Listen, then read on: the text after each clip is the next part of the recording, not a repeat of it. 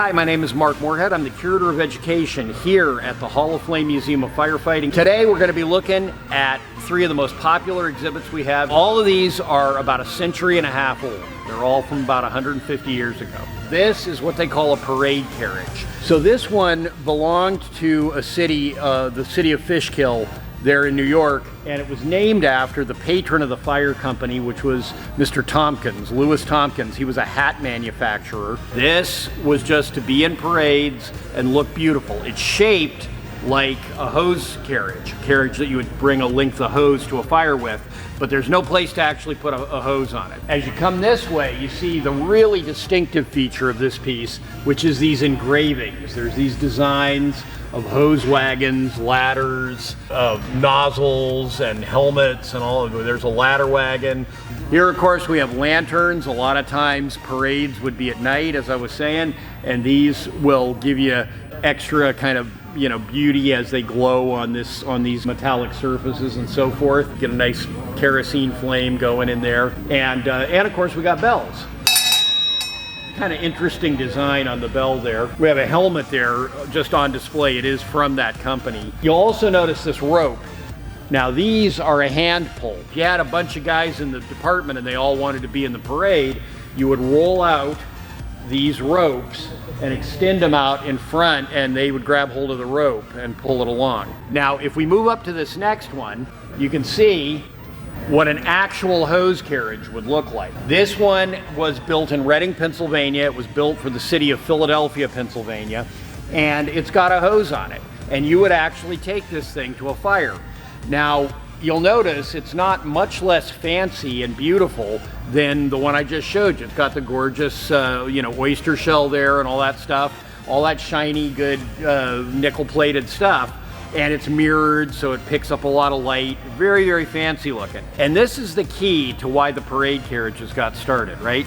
Firefighters, really everywhere, but especially American firefighters, they love to have beautiful, elegant, fancy, sometimes even somewhat gaudy stuff. They loved very beautifully decorated 19th century stuff. Trouble was, occasionally you had to take it to a fire, and it would get beat up, dinged up, scratched, mud, water, smoke, everything like that all over it.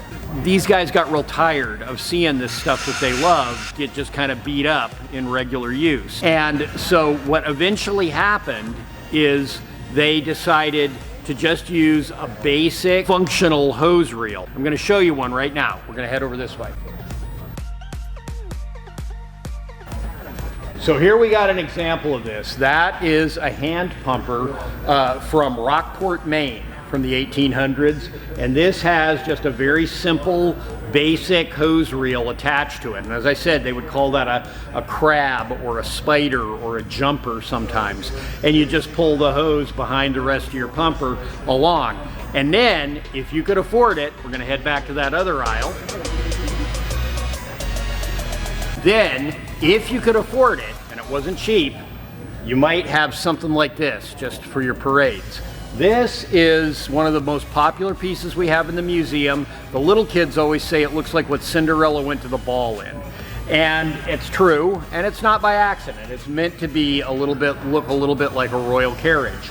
This one was built in 1870 by a company in New York, a carriage maker called Buckley and Merritt, and it was made for the Hotchkiss Fire Department of Derby, Connecticut. So the way it worked was, in your parade, you'd be going down the street, and your wheel would be turning like this, and it's got this belt here, which turns this inner cylinder. And as you can see, the surface of that inner cylinder is mirrored, and a lot of times in those days, parades might be at night.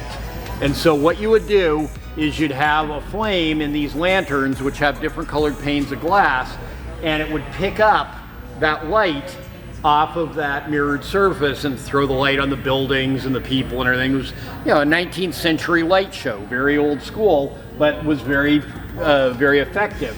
Now, as you can see, everything's very ornate. You got the little eagle toppers here, and you know, the beautiful gold and nickel plating on things.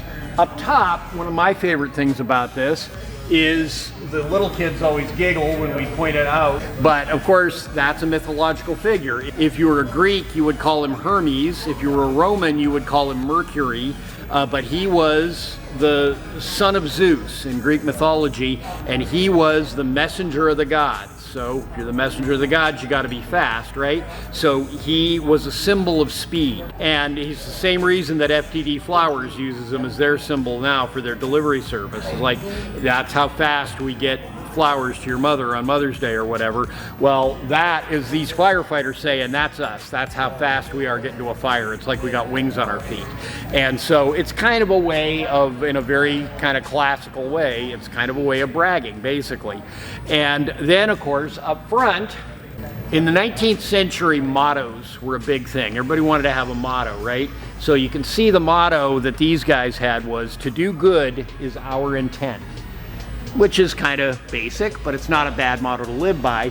Now, the other thing about firefighters that, you know, yeah, it's important to know, is that they love noise. Firefighters love noise. And so we got 3 bells here, you'll notice. Now, these are these steel tires. They're not going over nice, smooth, paved roads. They're going over dirt roads, mud puddles, cobblestones, whatever it is. And so we got 3 bells here. I'm only going to ring one of them.